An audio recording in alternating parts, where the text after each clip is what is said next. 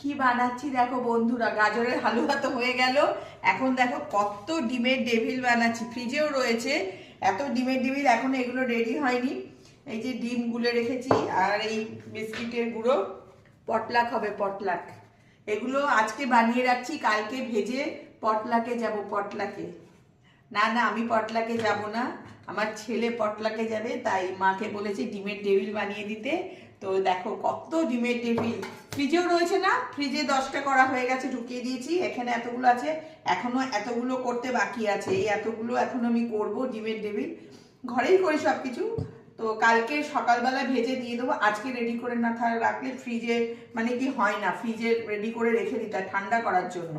কালকে বেশ শক্ত হয়ে যাবে, কালকে করে তারপরে ছেলে পটলাক করবে, নিয়ে যাবে এগুলো সব ভেজে।